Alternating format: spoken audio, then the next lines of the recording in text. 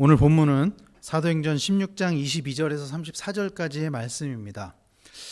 오늘 본문의 상황은 이렇죠. 우리가 잘 알고 있는 이야기지만 다시 한번 되짚어 본다면 이런 거예요. 사도 바울이 1차 전도 여행을 마치고 이제 두 번째 전도 여행을 가는 상황입니다. 1차 전도 여행을 갔었던 갈라디아 그 소아시아 지방으로 가려고 했는데 하나님께서 환상 중에 마게도냐로 가게 하셨죠. 그래가지고 사도 바울과 실라는 마게도냐로 가게 됩니다. 그리고 마게도냐에 들어가서 첫 번째로 만나는 마을이 빌립보입니다. 그래서 사도 바울과 실라는 빌립보에 들어간 거예요.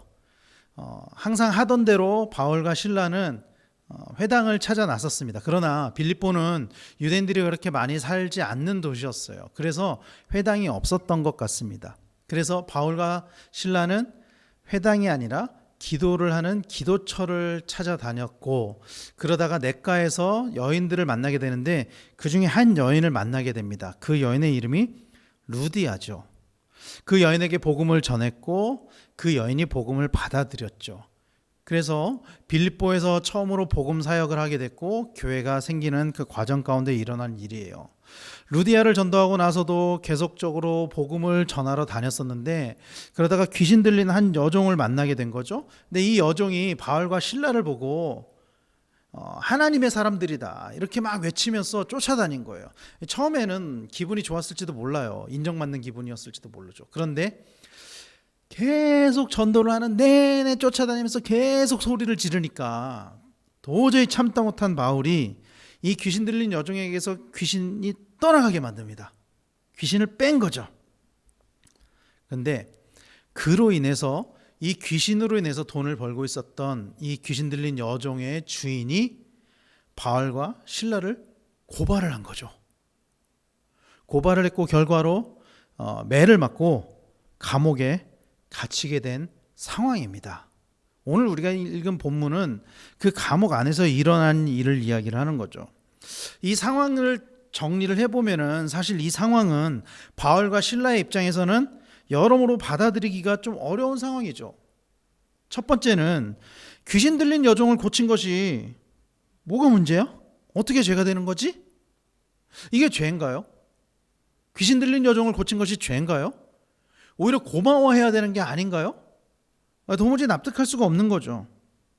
두 번째는 그로 인해 그 주인의 수익이 끊어진 것에 대한 배상을 왜 바울과 실라가 해야 되느냐는 거죠. 그것에 대한 잘못에 대한 책임을 왜 바울과 실라가 져야 되느냐는 거예요. 이 두 번째까지는 그럴 수 있다 쳐도 이 세 번째가 정말로 납득이 안 됐을 겁니다. 세 번째는 로마의 시민권을 가지고 있었던 바울과 실라를 왜 재판도 없이 매를 치고 가두었느냐 하는 거예요. 아시다시피 바울은 로마의 시민권을 가지고 있었던 사람입니다. 실라도 마찬가지였었던 것 같아요. 로마의 시민권을 가지고 있었던 사람은 처벌을 받는 데 있어서 로마의 황제에게 재판을 받을 수 있는 권한을 가지고 있었어요. 그래서 나중에 바울이 3차 전도여행을 마치고 예루살렘으로 갔을 때 예루살렘에서 2년 동안 감옥에 갇혀 있으면서 바울이 요구했던 게 나는 로마의 시민권을 가지고 있기 때문에 나는 가이사 앞에서 재판을 받아야 되겠다. 나를 로마로 보내달라. 그래서 결국 로마로 가잖아요, 바울이. 이런 권한이 있었단 말이에요. 로마 시민권을 가지고 있었던 사람은. 그런데 로마 시민권을 가지고 있었던 바울과 실라를 그들은 그냥 묻지도 따지지도 않고 매를 쳤어요. 그리고 감옥에 가두었었던 거예요. 도저히 납득하기 어려운 상황이죠. 그리고 결과적으로 보면은 이 모든 사건이 마치고 나서 이 바울과 실라에게 매를 쳤던 그 관원들, 그 군인들, 이들이 바울과 실라에게 로마의 시민권이 있다는 것을 알고 나서 두려움에 떨게 되죠. 이게 나중엔 도구로 쓰여지게 됩니다. 그것 때문에 빌립보 교회가 그들로부터 박해를 받지 않게 됐던 거죠. 어쨌든 이런 납득하기 어려운 상황들 속에서 감옥에 갇히게 된 거예요. 그런 상황 속에서 그런데 바울과 실라가 했었던 반응은 상식과는 다른 반응이었습니다. 일반적으로 그렇게 억울하게 감옥에 갇히게 되면은 불평하고 좌절을 했을 것 같아요. 저라도 그랬을 것 같아요. 저라도 억울하게 감옥에 매를 맞고 감옥에 가게 됐다면은 불평하고 좌절하고 그랬을 것 같습니다. 그러나 바울과 실라는 그곳에서 오히려 기도하고 찬송했어요. 16장 25절 말씀에 보면 이렇게 이야기를 하죠. 한밤중에 바울과 실라가 기도하고 하나님을 찬송하며 죄수들이 듣더라. 그리고 일어난 일이 지진이었어요. 이 찬송을 하는 가운데, 기도하는 가운데 지진이 일어난 것입니다. 여러분, 고난이 찾아올 때, 이런 억울한 상황에 놓였을 때 사람들은 하나님이 안 계신 것 같은 생각이 듭니다. 하나님이 안 계신 것 같죠. 하나님이 계신데 왜 나한테 이런 고난이 찾아오지? 이런 생각이 드는 게 너무나도 당연한 거죠. 그러나 하나님은 여전히 살아계시고 여전히 우리와 함께 하신다라는 사실을 우리는 기억해야만 해요. 여러분, 바울과 실라는 다른 죄수들과 같이 감옥 안에 있었어요. 보면 죄수들이 듣더라 이렇게 이야기를 하잖아요. 바울과 실라만 감옥에 있었던 게 아니거든요. 그런데 바울과 실라는 죄수들과 다른 모습을 보였어요. 같은 모습을 보이지 않았어요. 불평하고 비관한 것이 아니라 오히려 하나님을 찬송했다는 거예요. 그들이 그런 억울한 상황 속에서 오히려 하나님을 찬송했다라는 것입니다. 그리고 그 결과로 지진이 일어나고 옥문이 열린 거예요. 그럴 수 있죠. 우연히 지진이 일어날 수 있죠. 그럴 수 있죠. 그로 인해서 옥문이 열릴 수 있죠. 지진이 일어나면 옥문이 열릴 수 있죠. 문이 부서질 수 있잖아요. 그런데 여러분 한번 생각해 보세요. 지진으로 인해서 착고가 벗겨지지는 않아요. 우연이 아니라는 거예요. 이게 우연이 아니라는 거예요. 이 모든 과정 가운데 절대자이신 그 하나님의 역사하심이 있었다라는 거예요. 하나님이 하신 거라는 것입니다. 여러분, 하나님 모든 것을 푸실 수 있는 분이십니다. 하나님 모든 것을 푸실 수 있는 분이에요. 모든 것의 열쇠는 하나님께 있다라는 사실을 믿으시기를 바랍니다. 그래서 야고보는 고난 가운데 있는 사람들에게 기도하라고 이야기를 했어요. 야고보서 5장 13절에 너희 중에 고난 당하는 자가 있느냐? 그는 기도할 것이요 즐거워하는 자가 있느냐? 그는 찬송할지니라. 이렇게 이야기를 하고 있어요. 고난을 당할 때 기도하라고 이야기를 하고 있습니다. 여러분, 그래서 고난 가운데 하나님을 찾아야 돼요. 하나님이 안 계신 것 같죠? 하나님이 안 보이는 것 같죠? 저도 어려운 일을 당할 때 정말 하나님이 안 계신 것 같다는 생각이 들 때가 있어요. 하나님이 계시다면 왜 나한테 이런 어려운 일을 주시는가? 하나님이 계신데 왜 나를 이렇게 힘들게 하시는가? 그런 생각이 들 때가 있죠. 그러나 여전히 하나님은 살아계시고 여전히 우리와 함께 하시기 때문에 내 옆에 계신 하나님을 찾아야 된다는 거예요. 고난 가운데에서도 하나님을 찾아야 된다는 것입니다. 바울과 실라는 하나님을 찾았어요. 기도했습니다. 그리고 찬송했습니다. 그로 인해서 옥문이 열리고 착고가 풀어지게 되는 역사가 있었어요. 그런데 여러분, 이 사건의 진짜 결과는 옥문이 열리고 착고가 풀어진 게 아니에요. 그것은 그저 과정이었을 뿐이에요.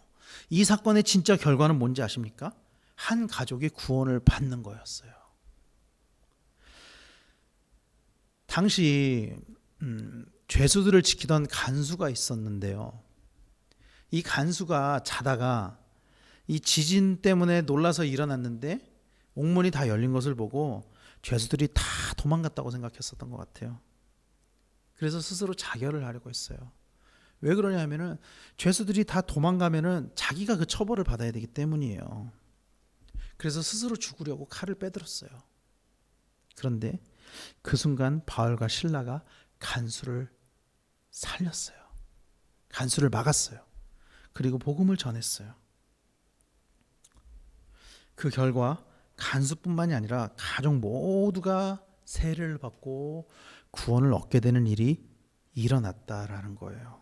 여러분, 그리스도인으로 살다 보면 때로는 가난이나 궁핍 또는 핍박을 받게 되는 일이 일어날 수 있어요. 일어날 수 있어요. 내가 잘못한 것도 아닌데 일어나는 고난들이 있어요. 성경은 그런 일들이 있다라고 이야기를 해요. 그리고 실제로 그런 일을 겪은 사람들의 이야기를 기록하고 있어요. 오늘 본문도 그런 이야기잖아요. 바울과 실라가 무슨 잘못을 했습니까, 여러분? 아무런 잘못을 한 것도 없는데 매를 맞고 감옥에도 갇히고 그랬던 거예요. 그런데 여러분, 우리가 알아야 할 것은 그것이 하나님의 일하심을 위한 과정이고 도구라는 것을 우리는 알아야 해요.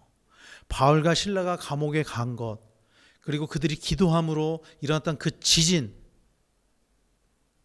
감옥에서 풀려나는 게 결과가 아니에요. 진짜 결과는 그 모든 과정을 통해서 간수와 그의 가족들이 구원을 얻게 되는 일이 진짜 결과라는 것입니다.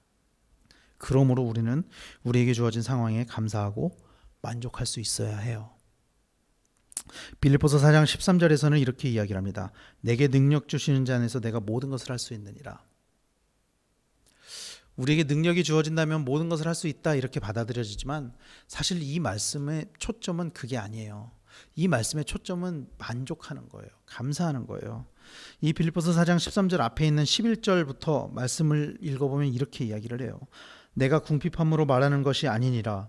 어떠한 형편에든지 나는 자족하기를 배웠노니 나는 비천에 처할 줄도 알고 풍부에 처할 줄도 알아. 모든 일 곧 배부름과 배고픔과 풍부와 궁핍에도 처할 줄 아는 일체의 비결을 배웠노라 하면서 내게 능력 주시는 자 안에서 내가 모든 것을 할 수 있느니라, 이렇게 이야기를 하고 있습니다.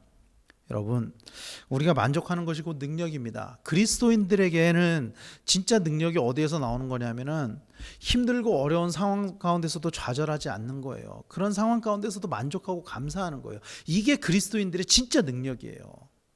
아픔 가운데서도 기뻐할 수 있는 것, 힘든 일 가운데서도 만족할 수 있는 것, 감사할 수 있는 것, 이게 정말 진짜 그리스도인의 능력이라는 것입니다. 여러분, 우리 안에 그 능력이 주어지기를 소망합니다. 그리고 그 능력이 있을 때 우리가 모든 것을 할 수 있느니라의 이 모든 것은 하나님께서 우리에게 맡겨주신 사명을 이야기하는 거예요. 우리에게 어떤 상황과 환경 속에서도 감사하고 자족하고 만족할 수 있는 능력이 주어진다면 하나님께서 우리에게 맡겨주신 모든 사명을 우리가 다 할 수 있을 줄로 믿습니다. 그리고 우리 개개인이 다 그런 능력을 가진 사람들이 되기를 간절히 소망합니다. 그리고 우리의 구역 공동체가 그런 능력을 가진 구역 공동체가 되기를 소망해요. 그래서 우리 모두가 어떠한 상황과 환경 속에서도 하나님 안에 거하며 하나님께 기뻐하고 감사하고 그런 환난 가운데서도 바울과 실라처럼 기도하고 찬송하는 우리 모든 구역 식구들, 또 우리 구역 공동체 모두가 되기를 예수님의 이름으로 간절히 소망합니다. 이 시간 우리 교재에 나온 대로 나눔을 진행하시고 그 이후에 찬양하시면서 구역 헌금하시고 또 주기도문으로 모든 구역 예배를 마치시기를 소망해요. 나눔의 내용은 이렇습니다. 첫 번째는 바울과 실라가 깊은 옥에서 찬송하고 기도할 수 있었던 이유를 나누어 봅시다. 두 번째는 깊은 옥에서 찬송하고 기도할 때 어떤 일이 일어나는지를 나누어 봅니다. 세 번째는 지금 처한 상황과 환경 속에서 무엇을 해야 자족할 수 있는지를 나누어 봅니다. 충분하게 나누시고요. 솔직하게 또 나누시고 또 함께 축복해 주시고 중보하시고 기도하시고 또 찬송하시면서 구역 헌금하시고 주기도문하시고 모든 모임을 마치시기를 바랍니다.